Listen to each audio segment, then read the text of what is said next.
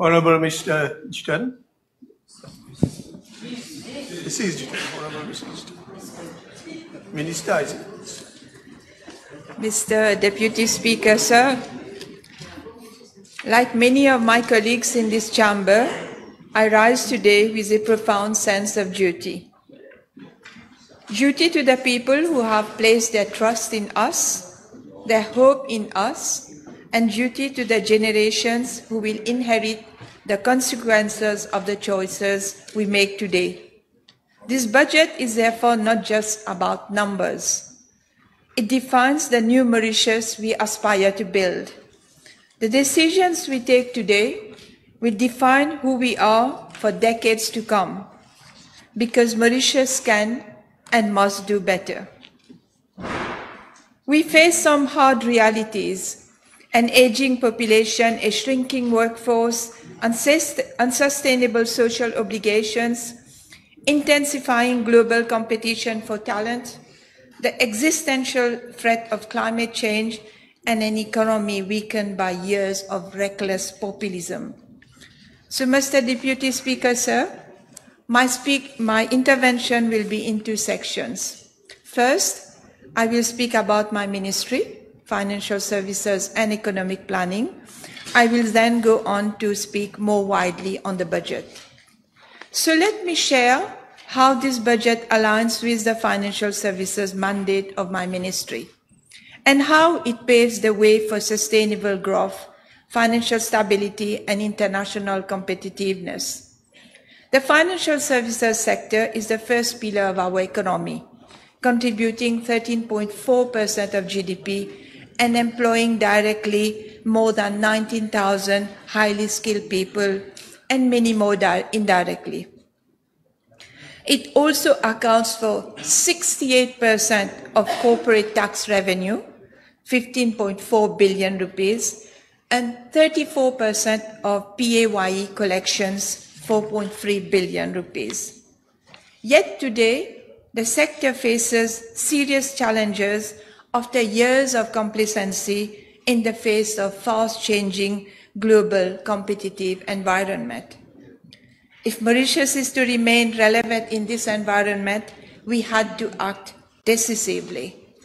And that has been the driving force behind the strategy that was recently approved by Cabinet, Rethinking the Future of Financial Services Industry 2025-2030.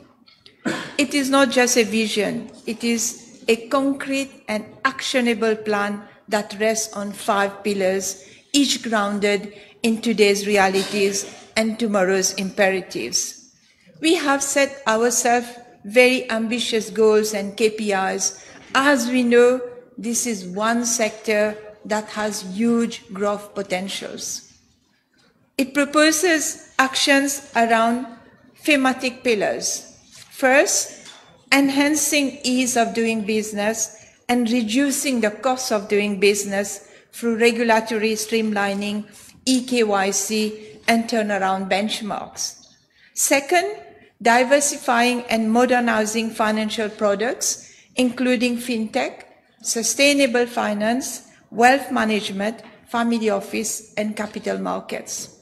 Third, rebranding the Mauritius IFC with a coherent and national promotional strategy. Fourth, strengthening international market presence, the Mauritius IFC brand visibility and attractiveness, particularly in Africa and Asia.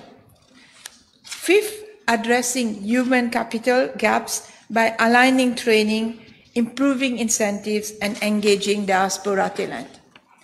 We are building a vibrant finance fintech ecosystem with a national strategy developed alongside the UN Economic Commission for Africa to simplify regulation, fast-track licensing, and attract startups in blockchain, digital banking, and payments.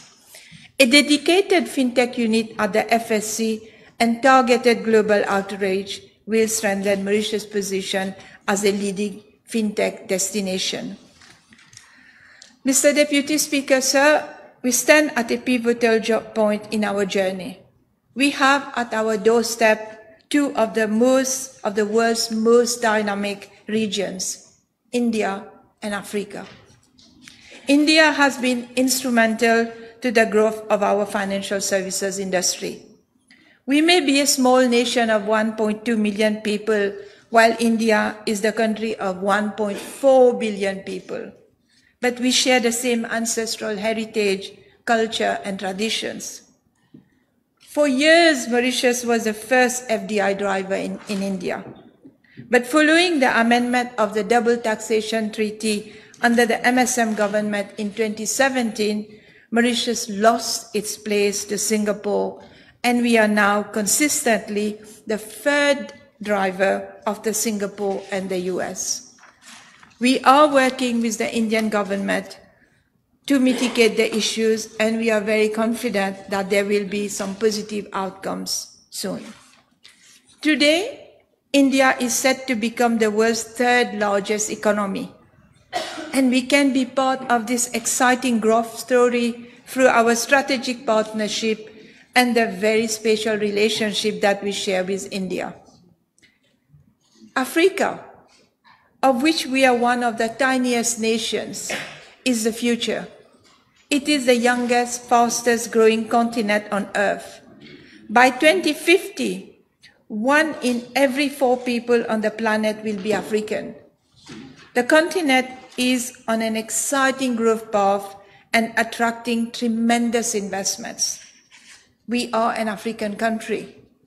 We can and should position ourselves to be a partner and become part of that incredible growth story unfolding at our doorstep.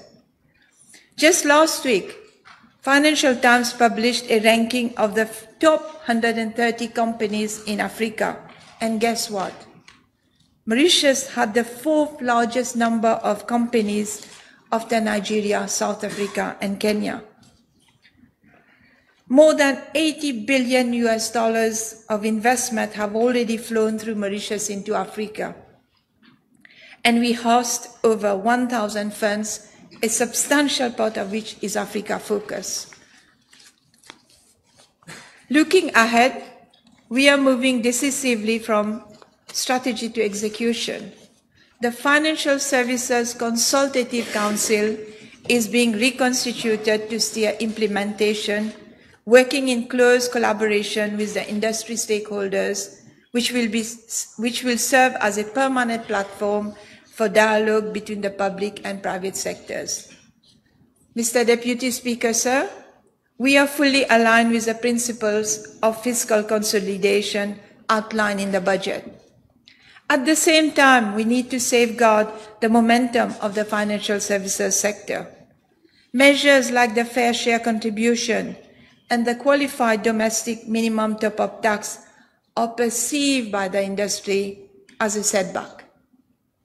And we understand that we need to protect the international competitiveness and attractiveness of our financial center. But as the Prime Minister has said in the budget speech, this is a temporary measure until we weather the storm in a couple of years. And my ministry remains fully committed to upholding Mauritius' reputation as a sound and responsible jurisdiction while working with stakeholders to ensure that the new fiscal tools do not weaken our global edge. Moreover, at the heart of our strategy lies a firm national commitment to combat money laundering, counter financing of terrorism, and uphold the highest standards of integrity. Compliance is essential to our financial integrity, and we are preparing for the 2027 mutual evaluation by the Eastern and South African Anti-Money Laundering Group, ISAMLAG. The stakes are high. Like Moody's risk of downgrading, we cannot afford to be grey-listed again. That is why we are treating this as a national priority. A whole of government effort is underway to ensure full technical and institutional readiness. When I took office, one of the most urgent inherited challenges was the long overdue second national risk assessment. This exercise has now been completed. We are now moving quickly from diagnosis to action. A new national AML-CFT strategy and action plan has been finalized. A dedicated committee is seeing implementation, working closely with public and private sector stakeholders to ensure alignment with international standards. Legislative reforms are also progressing, and a new bill is under preparation to reinforce our regulatory space. With support from partners like the World Bank, we are strengthening coordination and building capabilities. Mr. Deputy Speaker, sir, the success of these efforts depends on strong systems and procedures, and just as importantly, on a culture of governance grounded in integrity. That is why we are advancing institutional reforms to embed transparency and accountability across public life. As part of this budget measure, my ministry is committed to produce a public sector code of good governance. This will serve to set clear expectations of conduct and governance. At the same time, the Financial Reporting Council is expanding its oversight. In the year ahead, it will review 120 annual reports from public interest entities.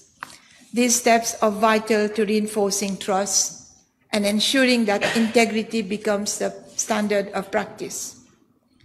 I now turn to economic planning. The bold reforms in this budget, from pension adjustment to fiscal consolidation, will only fulfill their promise if they lead to lasting structural change and long-term economic transformation. One of the most consequential decisions we have taken is the return to long-term planning. Our traditional sectors are in decline. Our colleague, the Minister of Agriculture, spoke about sugar production, which has nearly halved over the last 2 decades, from 550,000 tons to 286,000 tons. Same for textile manufacturing and exports, once our biggest employer, now in decline. Our export-oriented enterprises have gone from 501 to 228 enterprises. Tourism is showing its limit. We are a tiny island. How many more hotels can we build? So where will future growth come from? We have to define these future pillars of growth and shape a roadmap to develop those sectors with determination. For too long, economic planning has been more of slogans and announcements rather than serious policy-driven approach. The Access report recently noted that out of 137 capital projects announced in last year's budget by the previous government, 95 were either identical or closely resembled those announced 2 years prior. An economy cannot be run like a recycling machine, Mr. Deputy Speaker, sir. So with Vision 2050, we are defining the national trajectory, a framework that addresses our development challenges and positions Mauritius to adapt and compete in a rapidly changing world shaped by technology, climate change, demographics, and global economic realignment. To translate this vision into results, we are also preparing a 10-year national development plan. While the Vision 2050 outlines where we want to go, the 10-year plan sets out how we will get there, ensuring policies alignment across the various ministries and departments. It will also require that limited resources are invested in priority sectors. This process will be inclusive. Broad consultations are being launched across the public and private sectors, civil society, and academia, because lasting reform must be built together. Our economic development plan will focus on the medium to long-term investment in key sectors, public sector performance, and service delivery to the people and to enterprises. A robust monitoring framework will ensure we track progress and measure impact over time. Mr. Deputy Speaker, sir, this is how we move from short-term fixes to long-term foundation, and how we build a more resilient, inclusive, and future-ready Mauritius. And in this new Mauritius that we are aspiring to build, we must not forget those who will invest and create jobs and prosperity. Our enterprises, big and small. Too often they are shunned. Our priority today and tomorrow remains economic growth. Growth is not created by government. A vibrant private sector is the cornerstone of a country. They create jobs, they reduce poverty, and they bring prosperity. People do not need handouts. They need well-paid jobs. And when I say a vibrant private sector, please do not misunderstand this for the traditional private sector or the big corporates only. A vibrant private sector is also the small and medium enterprises out there toiling day and night, vegetable and food growers, women entrepreneurs, SMEs, self-employed, professional. This crucial sector of our economy provides some 278,000 jobs. We want to see more of them. Overall, the private sector employs more than 480,000 people, that is 80% of our workforce in the country. Many of these enterprises are facing existential crises with rising costs, rising labor costs, and acute labor shortages. Isn't this a paradox, Mr. Deputy Speaker, sir? Social benefits rising exponentially while we are importing so many foreign workers. Today, from the bakery to the factory to the construction sites, this country has no other choice than to employ foreign labor. So the private sector, small and large, are being asked to make an extra effort today towards increasing government revenue through taxation. Let me say this to all the entrepreneurs out there. We understand that this could be a bitter pill. We understand that you need an attractive and sustainable business environment to continue investing. We understand that you mobilize private capital. It is not just for your benefit, but also for the benefit of the wider economy, the workers, and society as a whole. And again, as the Prime Minister has announced, this extra effort is a temporary measure that should last 2 to 3 years. Mr. Deputy Speaker, sir, let me now move to the second part of my intervention. If we look back half a century ago, two most eminent Nobel Prize winners, James Meade and V.S. Naipaul, had predicted a bleak future for Mauritius. But the people of this country proved them wrong. Successive governments took the difficult measures and seized the opportunities provided by our evolving demography. We diversified our economy from sugar into textile, tourism, financial services, and real estate, creating jobs and prosperity. We invested in education. Free education in 1977 was a game changer. Jobs, higher education, medical care, and access to education, higher income, transformed lives up and down the country. Many people came out of poverty, and this laid the foundation for the emergence of the middle class and the economic and social mobility that followed after independence. We increased our income per head nearly 50 times in dollar terms since independence. Yes, 50 times. And it's important to remember this. These advances were not gifts of history. They were built on certain core values. Values of discipline, of hard work, and entrepreneurial drive. This is what forged modern Mauritius. And let us not forget that, Mr. Deputy Speaker, sir. Former Singapore Prime Minister Lee Hsien Loong once said, and I quote, "Now we too should fulfill our obligation to our children and grandchildren. We must not erode the patrimony, nor should we burden future generations with debt nor mortgage their future. We are beneficiaries of our forefathers' sacrifice and vision, but we are also trustees for future generations. Are we now to consume what was meant for our children?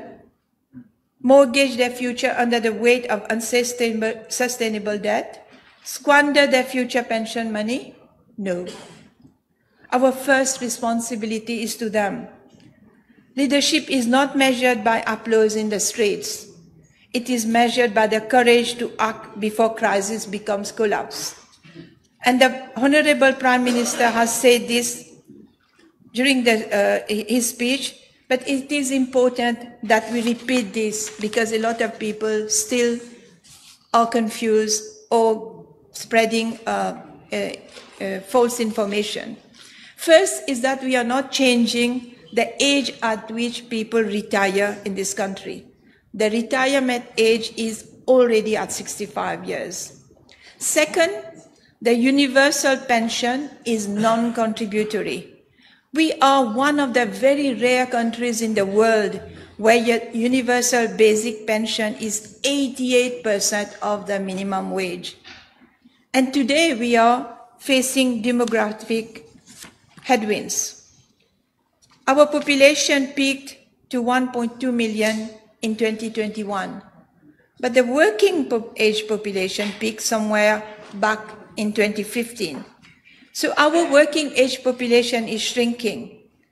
The population age above 60 has increased from just over 100,000 at the turn of the century to reach an estimated 260,000. Yes, an increase of 160,000 people over 25 years. That's almost 15% of our population. And while the increase in longevity is something to rejoice, as it reflects our economic development and improvement in healthcare, we also need to ensure we are caring for the elderly, especially as when they need more support as they grow older. The greying of our society requires a planning that has been ignored for the last decade.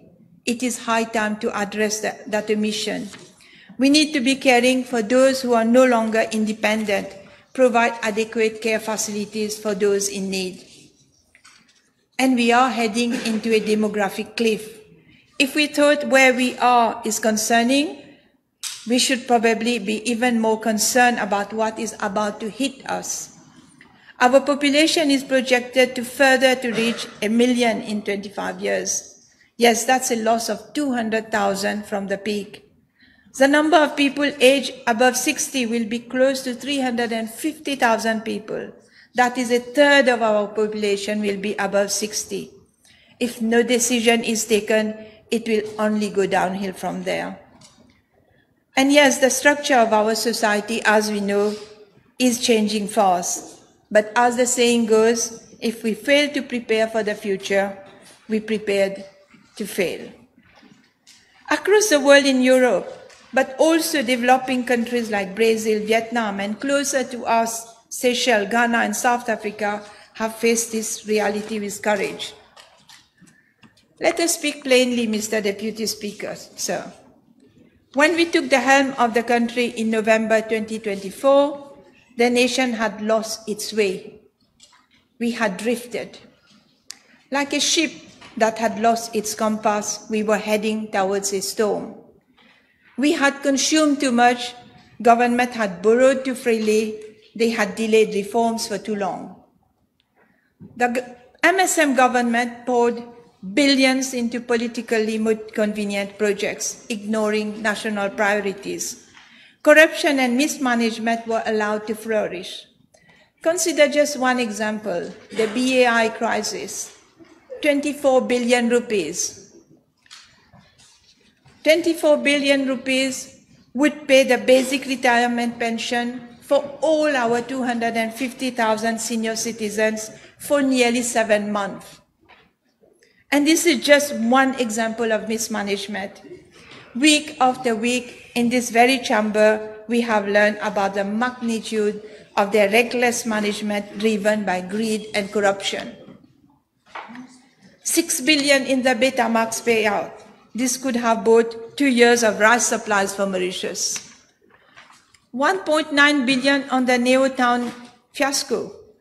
This is equivalent to the whole budget of the Ministry of Foreign Affairs and International Trade, and multiple times the budget of my ministry. 4.7 billion on the Côte d'Or Sports Complex, billion lost through irregular procurement, and the list goes on. None of this was free money, Mr. Deputy Speaker, sir. Much of these sums were borrowed by the then government, and the consequences turned the lives of our citizens in a living nightmare. Now, the people of this country are getting impatient.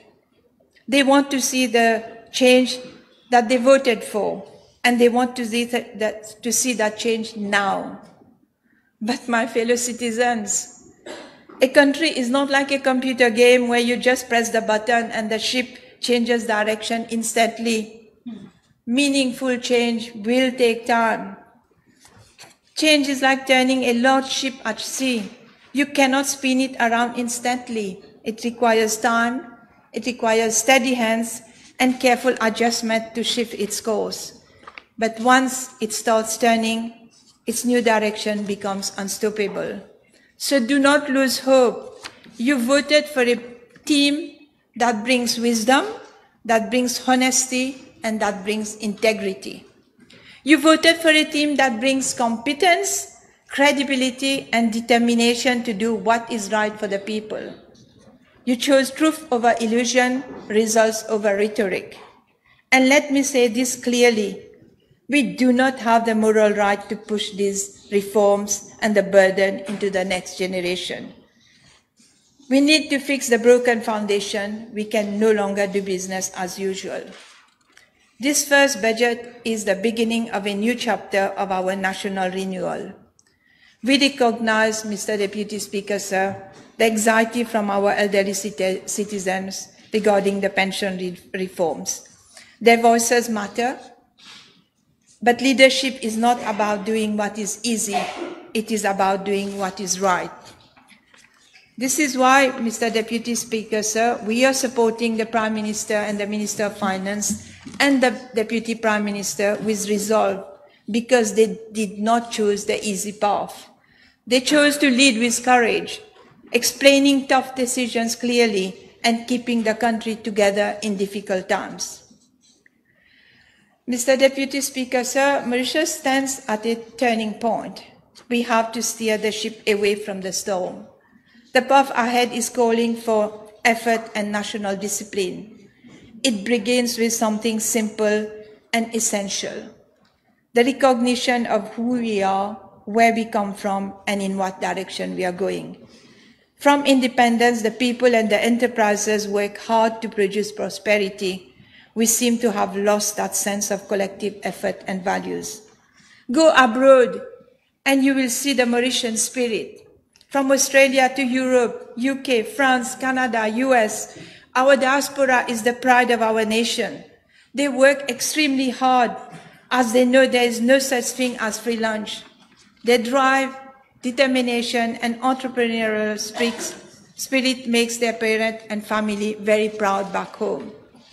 Yes, this government is asking for effort, but the government is also leading by example. Let me say this to the nation. Every single week, the Prime Minister reminds us all at Cabinet meeting, there is no money. Do not spend if it is not critical. Any project that comes to the Cabinet, the financing is scrutinized before bringing it there. At my own ministry, when we were preparing the budget, I told my officers, we will need to do more with less because there is no money. This is not a journey that the government can take alone. It is a shared undertaking. The test of leadership is not to avoid difficult decisions. It is a guide.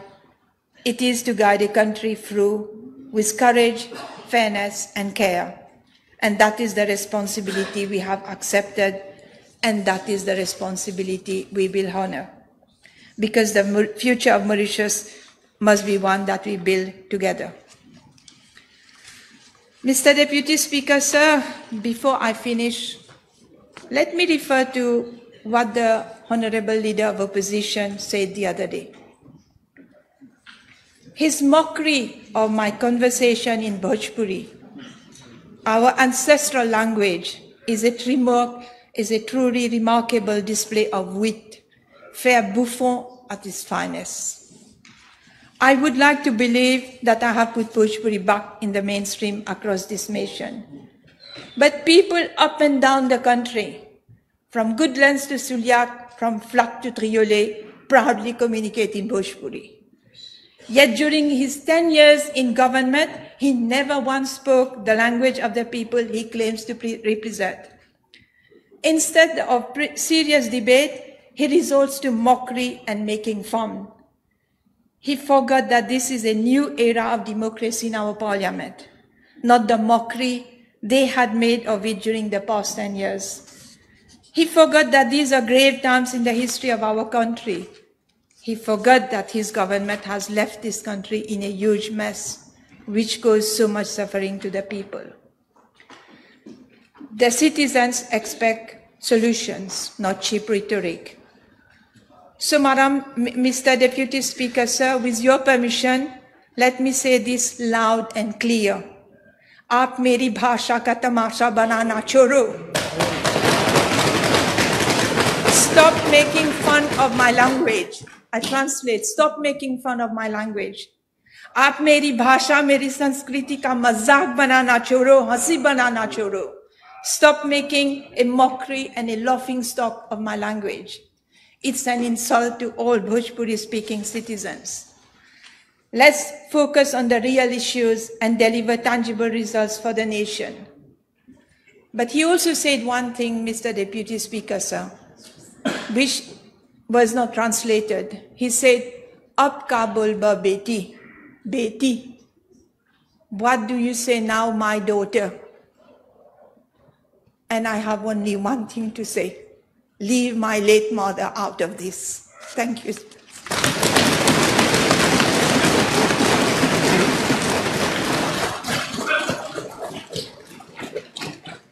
Next, Honorable Damwe.